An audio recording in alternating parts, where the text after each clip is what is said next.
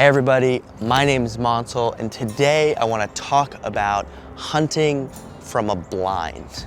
I started hunting in my mid-20s as a late onset hunter, and I bring hundreds of new hunters every year into a program called Sacred Hunting, where they learn for their first time. And one key stereotype that we all have, I had as well, is that there is something less engaging, less interesting, or maybe less true about hunting from a blind.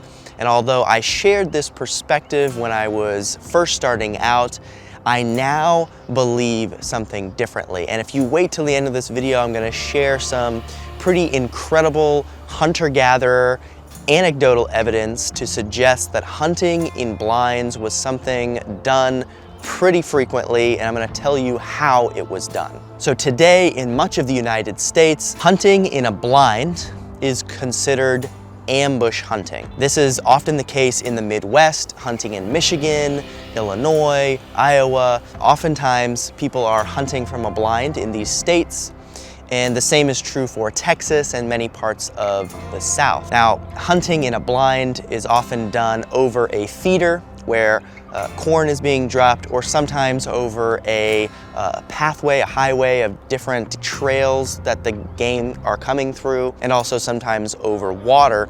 But all of this is considered ambush hunting, and it is using a blind. For beginner hunters, it can sometimes seem like sitting in a blind with a rifle waiting for an animal to come to a feeder is not that engaging, and I totally understand where they're coming from.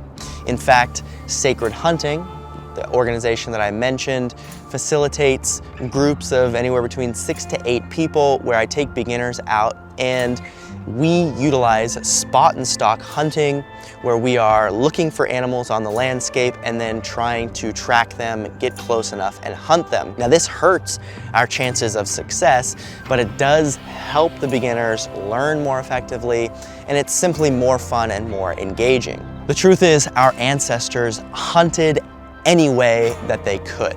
They didn't have the luxury of treating things with fair chase or trying to be ethical in their pursuit.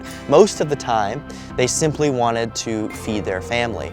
For example, many indigenous people in the central plains of North America would utilize buffalo jumps, where they would essentially scare whole herds of buffalo off a cliff, and they would utilize that meat for the entire year, for the whole village, and sometimes it was far more meat than they could actually eat.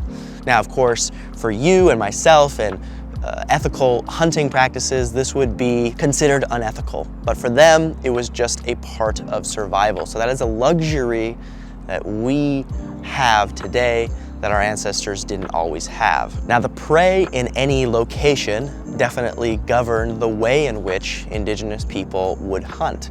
So in the jungle of South America, for example, there were no buffalo and there were no buffalo jumps. They had to utilize different methods. And I have in one of my favorite books, The Wizard of the Upper Amazon, an example of how they utilized blind hunting. There's an entire section in the book called Hunting Camp, and in one part, the author recounts hunting while they travel long distances away from their home, and quote, there they would build covered hunting platforms up in the tree crown. These would make it easy to take the large birds and monkeys that came to eat the fruit. In essence, they are building a blind in a tree with fruit as the bait to ambush these birds and monkeys.